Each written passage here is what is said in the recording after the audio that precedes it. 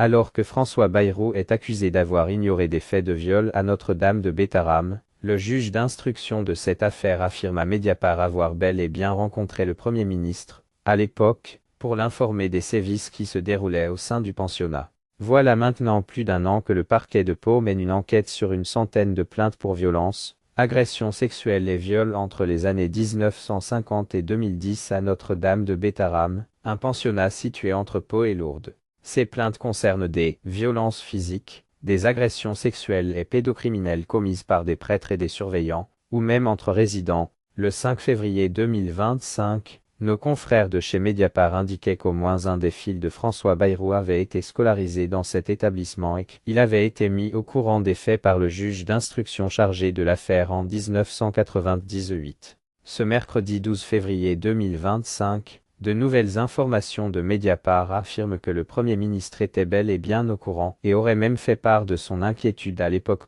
Qu'est-ce vrai que la rumeur, il y a 25 ans, laissait entendre qu'il y avait eu des claques à l'internat. Mais de risques sexuels, je n'avais jamais entendu parler, indiquait François Bayrou au journal Le Parisien en mars 2024. Cette fois-ci, c'est Christian Mirande, le juge d'instruction, qui a lui-même affirmé à Mediapart avoir été sollicité directement par celui qui est toujours le maire de Pau. François Bayrou était inquiet de cette situation, assure Christian Mirande. Entre les années 1998 et 2000, l'affaire avait largement été commentée dans la presse à la fois régionale et nationale. Comme le rapportent nos confrères de Mediapart, c'est un sujet dont François Bayrou aurait alors pu s'emparer politiquement pour faire changer les choses. En effet, Christian Mirande confirme que les informations que François Bayrou avait sur cette affaire, c'étaient celles qui étaient parues dans toute la presse.